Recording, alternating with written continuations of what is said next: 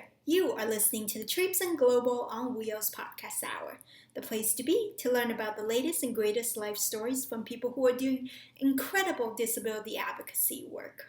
Today, we had the pleasure of welcoming Charlotte McClain-Nhlapo onto our show. Charlotte is the Global Disability Advisor at the World Bank Group. She has done some amazing disability rights work all over the world. Now let's listen in on that conversation with Charlotte. Charlotte McClain-Nhlapo, welcome to the Trapes and Global on Wheels podcast hour. Great, thank you very much, and thanks for having me. Of course. So let me read a short bio about you so that everybody has a bit of a background knowledge. So Charlotte is the Global Disability Advisor for the World Bank Group. As Disability Advisor, she supports operational teams across the institution to ensure that bank policies, programs, and projects are disability inclusive. In 2011, as a well-respected human rights lawyer in disability and child rights advocate, she was appointed by President Obama to lead USAID work on disability inclusive development. Earlier in her career, she was appointed by President Nelson Mandela as a commissioner to the South African Human Rights Commission, focusing on social and economic rights, disability rights, and child rights. Charlotte also holds a law degree from Public International Law and Administration from the University of Warsaw, Poland, and as well as a Cornell, she also went to Cornell Law School, which is where my brother went to school as well. Great. So I want to kick off the first set of questions with wheelchair accessories. I think you were the first, if not one of the first people that I've met who rides in a wheelchair with such grace and poise and sophistication. And I'm curious, how do you, having traveled to all these different cities and countries over the years, I've always struggled with keeping my hands clean from either the pollution or I don't even know where the dirt comes from. I'm pushing the push rim. I'm not touching the tires, but it still manages to get dirty. So how have you dealt with this issue? Well, thanks for the question, and I think that's very generous of you to say. I've seen a lot of really fabulous wheelchair users that are able to maintain grace and poise as well. But I do think you raise an important issue. Just keeping my hands clean can be an issue. So I definitely use every opportunity to wash my hands. I also always have a sanitizer in my bag to make sure that I can clean my hands. When I go to places that are a bit more tricky in terms of the terrain and the possibility of mud and more dirt, then I tend to take gloves along with me. But gloves can be a bit of a schlep, as you know, because you got to take them off, you have to wash them. So, I think there are tactics that you can use. I don't touch my wheel. I only touch the rim of my wheel. And that way I have, I make sure that my hands don't get as dirty as they could do. But I think I've just become very conscious about making sure that I wash my hands a lot. Mm-hmm. Yeah, I think that's for a lot of us wheelchair users, and I won't even speak for them. For myself, it's a daily struggle in big cities. So I usually wear gloves.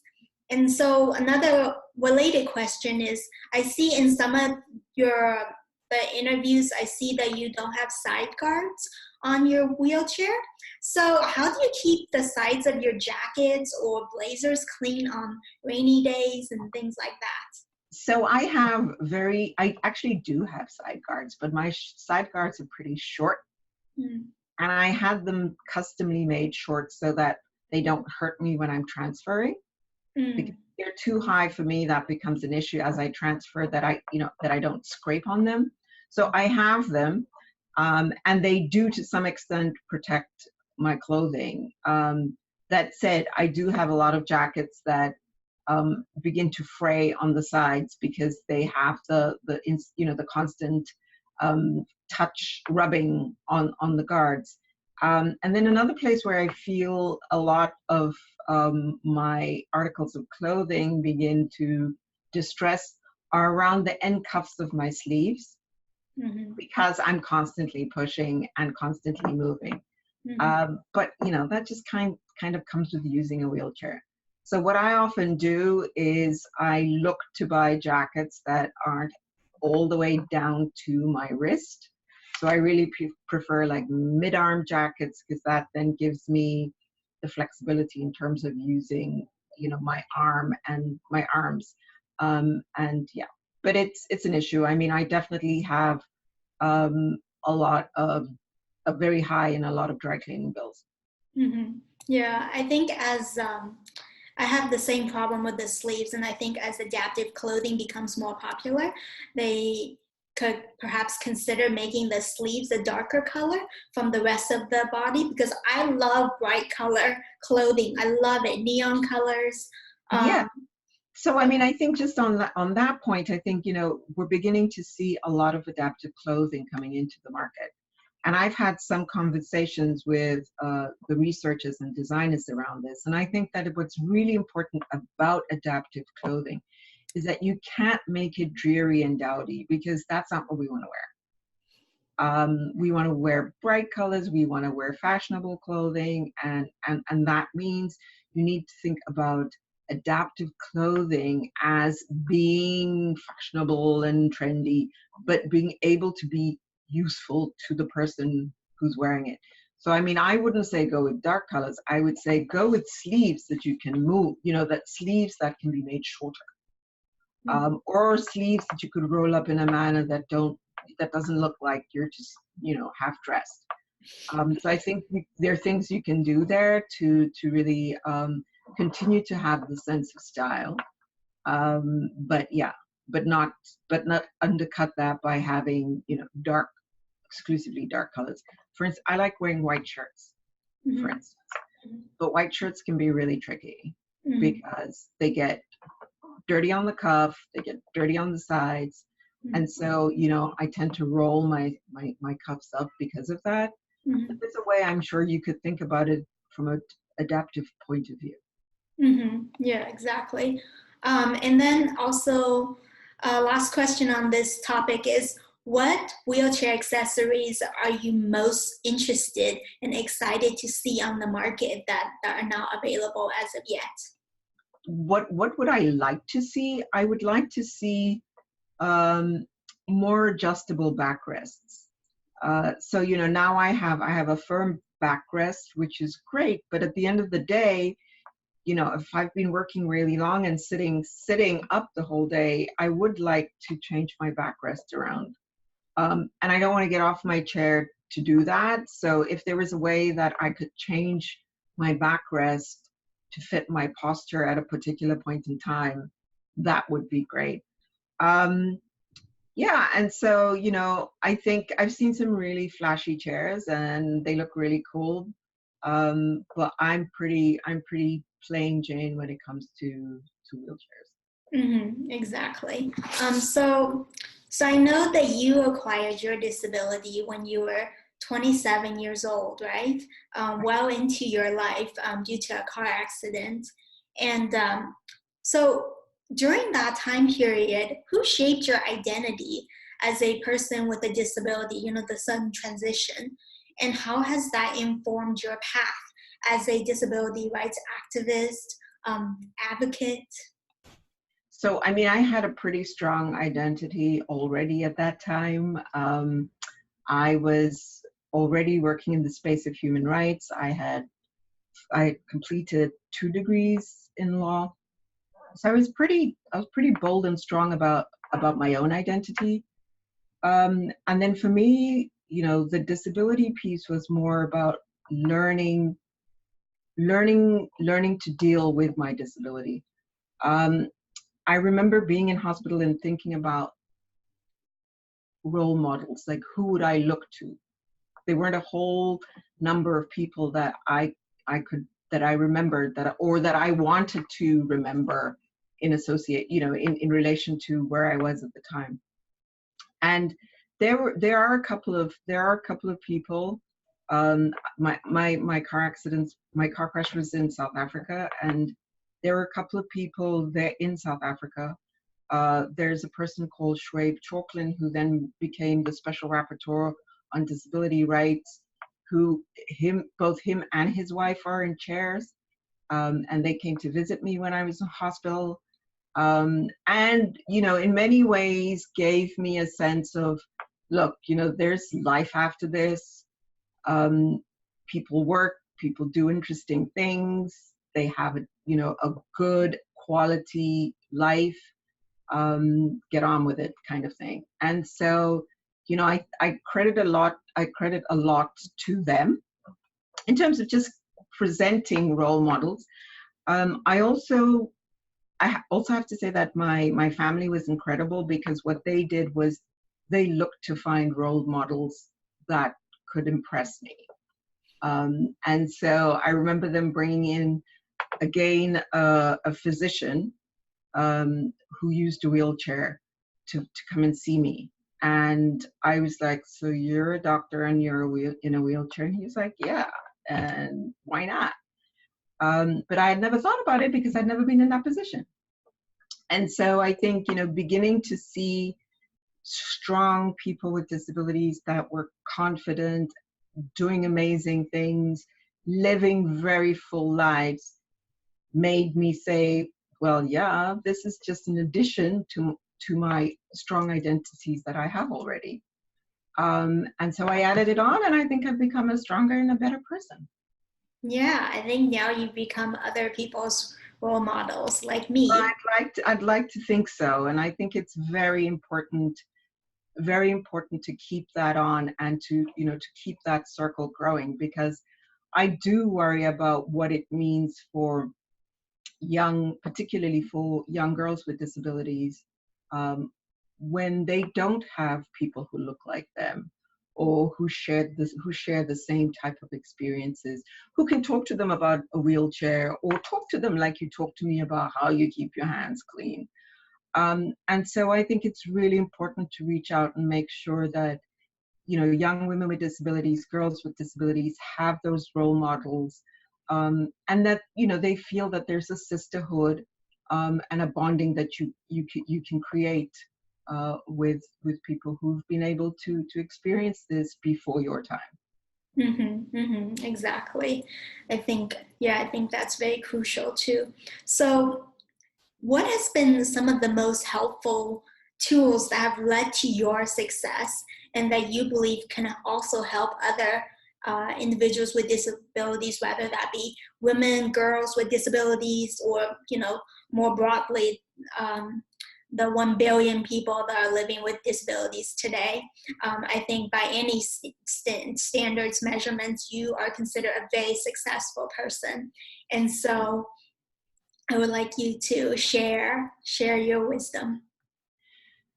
So I think my first sense is, you never give up on your dreams. I mean, I always knew that I wanted to be a human rights lawyer, and so I went to university and to law school, as you indicated earlier, to do that. I never gave up on that for one single minute. If anything, it became more of a drive for me to really be that lawyer that reaches out to people that are excluded. So I think that's one. Don't ever give up on your dreams. I think the other one is to be current in terms of what's happening in your space. If you're an architect, you've got to be cutting edge. If you're a physician, you need to know what's going on in terms of new medical research. If you're a human rights lawyer, you need to be at the front of what's happening in the human rights sphere. And so, I read a lot. I try to keep myself super current with trends in human rights, trends within development. And the other important thing that I would underline is developing strong social networks. and that's been important. You never know where you go in life and who you meet, and so I think, you know, building those networks, maintaining those networks is very important. And I think the other piece is always putting forward your best piece of work. I really try to do that a lot. I really try to make sure that I put out the best that I can. I mean, I would say one of the things that I should probably get better at doing is saying no. I still have a hard time saying no, so I find that I'm often a bit overstretched. But I think, you know, really it's also about having a level of confidence, a strong level of confidence, particularly for persons with disabilities, to be that, to be able to be that voice, to speak out for yourself, to be able to say, no, that is not acceptable. However, this is what you should do. And I think that's an important point when you think about advocacy. It can't just be saying, don't do that, don't call me this, don't do this, but use it as a moment to also empower other people and teach other people what the right way is. That said, I also recognize that that can be extremely exhausting, because I feel like we expend a huge amount of time telling other, you know, non-disabled people what they need to do, or how they need to act, or what is appropriate and what's not appropriate. Like, maybe you shouldn't hang your handbag on my chair. That's really inappropriate. But, you know, somebody has to do it. And so I think we all have a role to make society a lot more conscious of what is acceptable, and how we can all live together in a way that's more respectful. Mm-hmm. So I want you to, if elaborate on the social connections front. How have you been able to do that? Just build on those social connections, just because networking and having strong relationships are so crucial to the well-being of our livelihood and careers.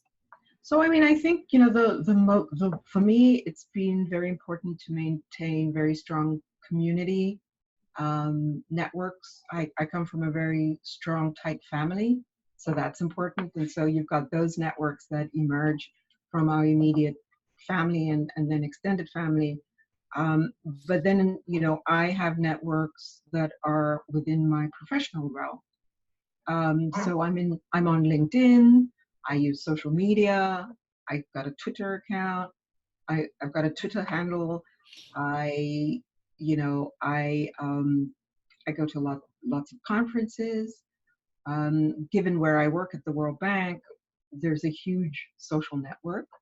I work across the bank. And I like to meet new people, and I like to talk to people. And so that keeps those networks going. And what I find now is that I get a lot of referrals. So a friend of mine will know, be talking to somebody like, oh, you need to speak to Charlotte about this. And I do the same. And so those networks grow professionally because you have common interests of work, or because somebody thinks you're, you know, a really interesting person and they want you to meet another really interesting person.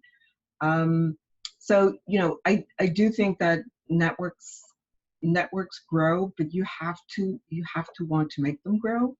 And you do need to apply some attention in making them grow. Mm-hmm. And you know, at this point, I have networks that really stretch across the whole world, which is so exciting. Yeah, that is very exciting. Things because of that. Yeah, that is very exciting. So next, we're in transition on to disability advocacy, and I want to ask the first question in this section about rhetoric. Are you comfortable with being labeled disabled? And if you could use another word, perhaps a more empowering, positive word to conceptualize individuals with disabilities, wheelchair users, etc., what would that be? Yeah, so I don't refer to myself as being disabled. I don't actually, I mean, I would say I'm a person with a disability, and I like to use person first language. And so, and that's being sanctioned by the Convention on the Rights of Persons with Disabilities.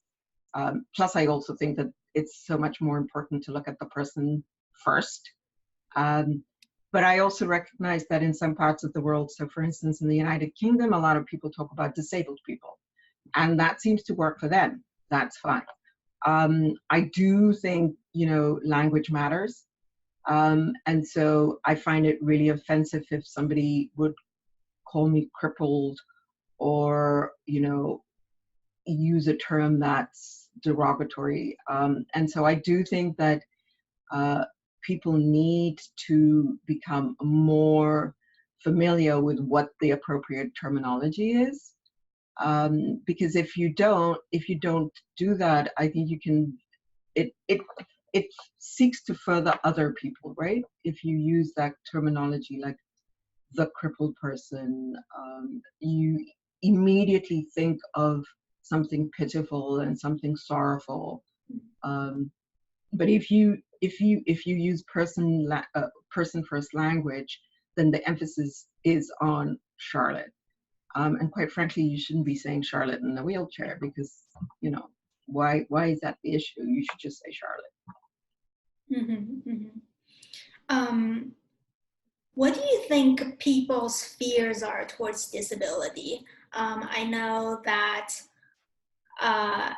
compared to other movements, the disability movement has progressed a bit slower. And in one of your conferences, you were talking about people's fears towards disability, and how can we draw out those fears and start moving things forward in a speedier fashion? So I think that's a great question, Ming. And I think what we know is that there are a whole host of myths around disability. In many developing countries, you still hear myths and legends about people with disabilities. We hear things, children are disabled because of bad karma or something that's happened in the past life of the mother, usually the mother.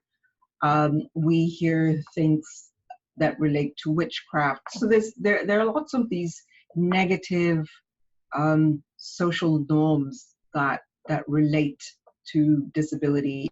And so we need to start breaking those down because that helps then break the stigma. That's a really important piece of it.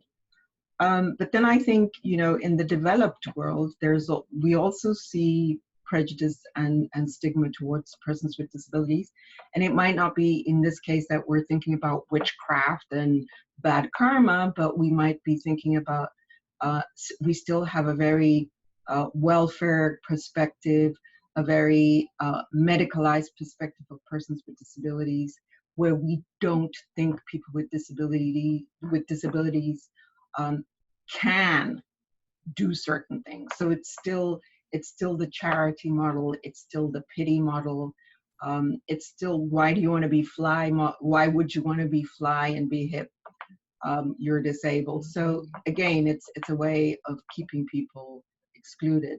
So to do that, I think it's really important that we begin to look at more representation of persons with disabilities in the arts, in music, on television, in the media, in professional positions, so that you begin to break down these norms, these social norms, and you begin to erase this kind of subliminal fear that a lot of people, I think, they subconsciously have. And people, I've had people say to me, "Oh my goodness, it must be so terrible being in a wheelchair." I'm like, not really. I mean, so I mean, there has to be that people have to be enlightened about this. And so again, this is a responsibility that falls in part, not exclusively, on persons with disabilities and their advocacy groups to make sure that these types of perceptions, stereotypes, and norms are being broken down. And it's not easy because it really requires people making big attitudinal shifts. Mhm. But we know that it can happen, and so I'm hopeful. Yeah, no, I totally can relate. Random people are often coming up to me saying that God will cure me and things like that, and And I touching pray for me you. without my consent. You wouldn't ask the woman who's standing up next to me if you can pray for her randomly. Like, that's inappropriate. So Mhm. yeah. Yeah, they put their hands on my leg and do this whole thing. That's And so next I want to transition to beauty and sexuality. You were just talking about media and television earlier. And so just going a little further on that, what are the challenges disabled people face when trying to be more visible and present in the media? What progress has been made in including individuals with disabilities in the media? So I think there's been very recently some progress. So CBS has actually just recently put out a press release where they were going to ensure that any roles that depict persons with disabilities will be filled by people, real people with disabilities. And I think that that's really important. Um, and I mean, it's always really bothered me that you would have, you know, people, non-disabled people play the role of disabled people as if they aren't disabled people who can play the role of disabled people. So I mean, I think that that's important, and that hopefully will give us more visibility in that space. That's a good point. A fair representation of individuals with disabilities. Right, and I think it's about trying to, you know, it goes back to the whole discussion around the supercrip, right? You also don't want to glorify disability. What what you should be doing is representing disability as part of lived experience, part of our diversity, part of who we are. And so if you only focus on that person and that person's role as an antagonist, then you have some serious issues. Mm-hmm, mm-hmm. Great points there. So how did overall perceptions of you change for when you became from when you were an able-bodied person to when you became an individual with a disability? So basically speak on this in respect to perceptions of beauty and sexuality. How did that change? Well, I think the initial, well, I mean, I was pretty crashed up after the accident, so I had a lot of broken bones, and I think my immediate sense at that time was just to heal. I really I wasn't really thinking about beauty per se. I was just thinking about healing my body. But I think, you know, once that was happening, then I started to think about, you know, how I looked and how I wanted to look. And, you know, I continue to do that. And I take great pride in that. But I also think that it's been interesting because a lot of people, I mean, I've had people say to me before, how could such a good looking woman be in a wheelchair? Yeah, Like, people say that. Yeah, people they say say that. that to you too. And it's, you know, you just, how do you respond to that? You know, it's just kind of, how do you respond to that? Yeah. So Things I people think there's say. still again, a lot of what needs to happen. I think people take a lot of liberties when it comes to persons with disabilities. They say things that they wouldn't say to me if I was standing. I'm 5'7". I don't think anybody would say that to me if I was standing up on 2 feet, right? So, I mean, I think beauty for me is also something that is more than what you look like.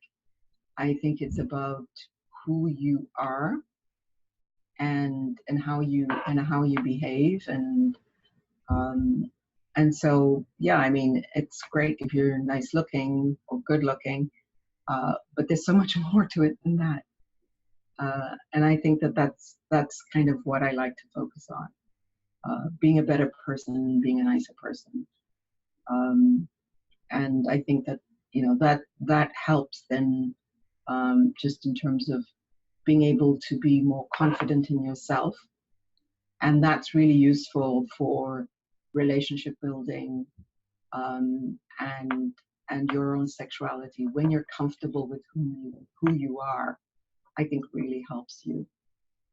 And today there are a lot of guides and resources about sexuality and disability. And so I think it's really important, particularly for young women with disabilities, to learn about their bodies, and be very, very comfortable in their bodies, have full control over their bodies, because that's essential. And you should not be ashamed of any part of your body. And I think that that's really an important piece for young women to understand, because the world can be kind of cruel sometimes. Mm-hmm. Yeah, so I definitely agree with everything you just said, and inner beauty definitely outweighs external beauty. However, we live in a very superficial world, We sure and do. your exterior do matter considerably. Yeah. And with that in mind, can you elaborate on a little bit further? You did touch on it, but a little further on your transition from being an able-bodied 5'7" beautiful lady to however tall you are sitting down, 4 feet 3'5", and that image shift. So I mean, it was definitely hard. I mean, it was hard. But I think at the point, the more difficult part for me was just learning to deal with a new body, or a different body, not a new body, a different body. And so that for me was my focus. I was learning how to transfer. I was learning how to pop wheelies. I was learning a whole new bathroom regime. So those were the things that I was focused on. I've never lost my my sense of fashion. I continue to buy things that I like to buy, wear things that I like to wear. I never let go of that. I had to modify certain things, so I don't wear, out of choice, I don't wear short skirts. I know a lot of women in chairs do, and that's great, and they look fabulous. I choose not to. So I did have to make some changes, but I think the most important change for me was a continuous sense of, what am I comfortable in, and does this work for me? Because if it works for me and I'm comfortable in it, then I can shine, I can be proud, I can be confident. If I'm trying to do something that doesn't, then it's not going to work. Mm-hmm. So, I think everybody's journey in that regard is quite unique.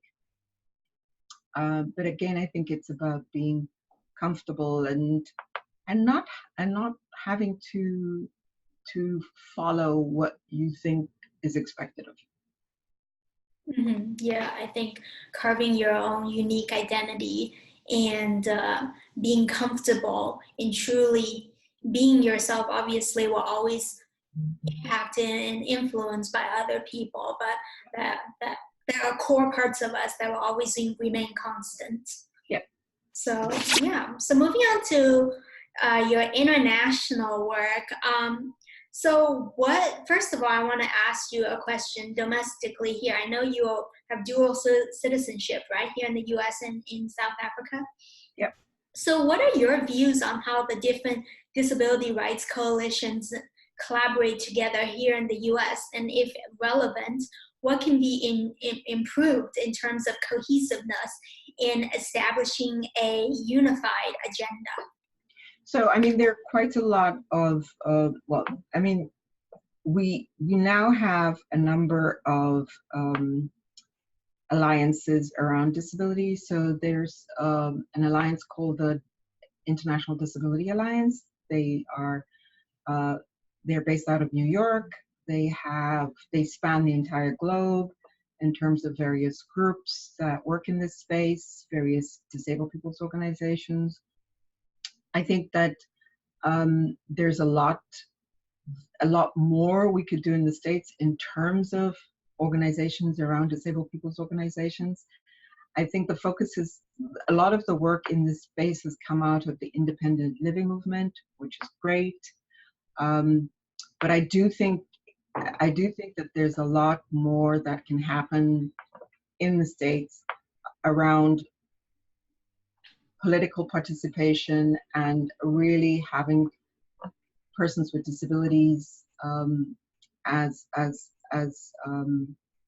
active members in that space. I think globally we're seeing the rise of disabled people's organizations. If we look at parliaments across the world, we're beginning to see more members in parliament with disabilities. That's not the case in the United States. So again, that's something where we can do more. I think looking at how women with disabilities are able to take on leadership roles is really important, because that helps that aspect. So, you know, I think this is a space where the United States can learn a lot from the rest of the world around how disabled people's organizations have really coalesced around particular agendas and have been united in voice. And as a result, have seen positions opening up in parliament, positions opening up in senior government positions. And so I think there's a lot of cross-learning we can do in this space. Mm-hmm. Why do you think it is more cohesive abroad in certain countries? I mean, it could be a factor of the groups are smaller, and the issues are still the issues are still very new, in the sense that people are still coalescing around legislation, whereas in the States, we've had the ADA, it's been here for over 29 years. You know, people have moved on from that aspect, now looking at there's more of a maturity in terms of the issues. And so my sense is that, I'm not saying that there aren't groups that are working here, because there are many incredible groups doing that, but my sense is that they're more thematically focused on particular issues, and that might appear to be less cohesive. And so I think bringing those groups together and sharing that, that information and building again very strong movements around disability is important. And so I think in many countries, disabled people's organizations are still knocking at doors, they're still lobbying to get in. And so, they do coalesce around those issues.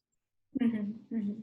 How does collaborating effectively with government organizations differ from non-governmental organizations? And what is the key to working effectively with them to advance disability rights issues? Well, I mean, governments have a very different role.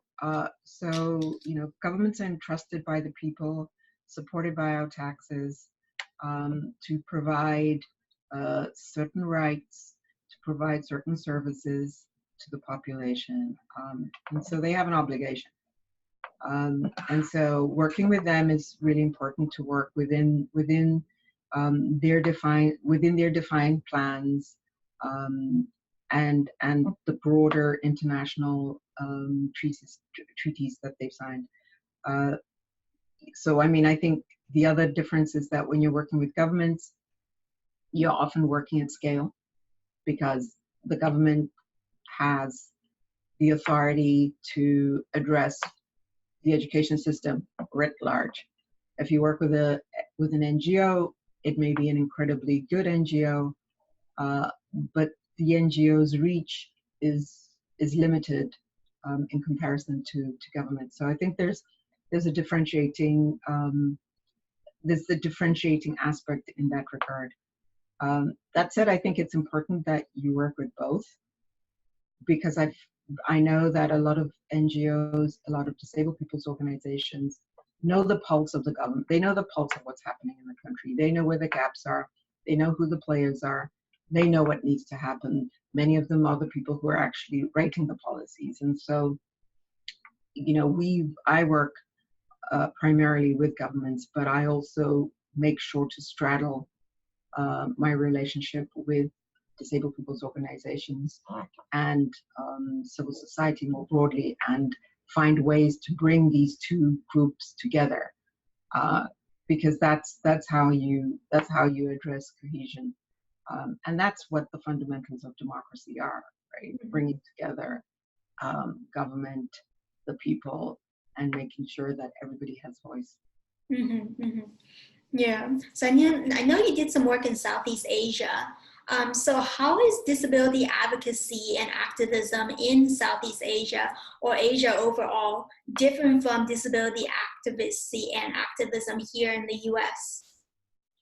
So, Southeast Asia, that's a huge region, as you well know. It's very robust. Again, you're talking about many countries within that band, but I find that groups in South Asia are very organized.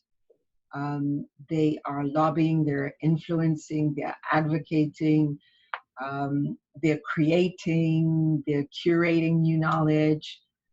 There's a lot going on in that space, and so it's really exciting.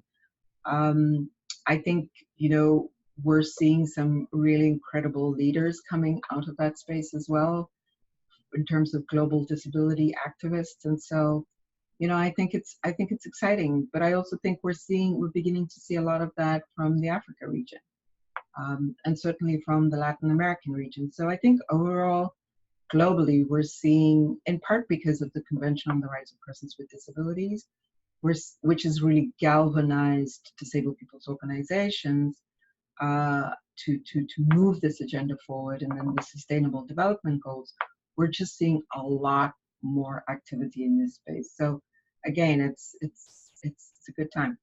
Mm-hmm. Yeah. Next, I know you do some public speaking, so I want to know, what should public speakers keep in mind when addressing international and foreign audiences that have different values and beliefs than you when addressing these issues? How can you effectively convey information to groups like these, and have them really resonate and act upon your recommendations?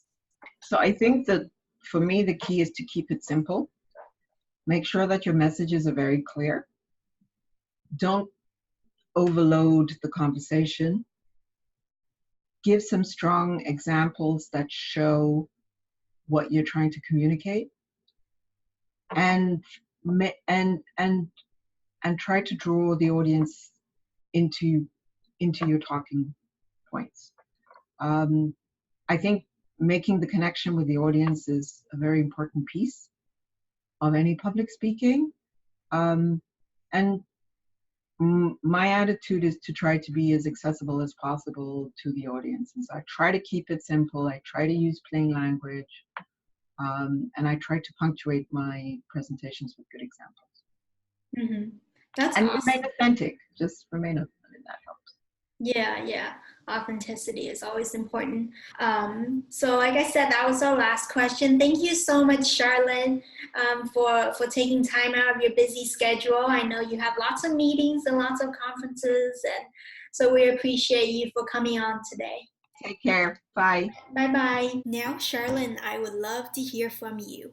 What types of changes would you like to see the government make in terms of including individuals with disabilities in leadership positions? How can we make the government more friendly towards employing individuals with disabilities? Did you like this video? If so, share it with your friends and be sure to follow us on social media. And if you want even more resources, be sure to sign up for our email updates on our website, traipsingglobal.com. Keep learning new perspectives, keep being inclusive, because it will make the world a better place for you and for everyone else. Thank you so much for watching, and I'll catch you on another episode of the Traipsing Global on Wheels podcast hour.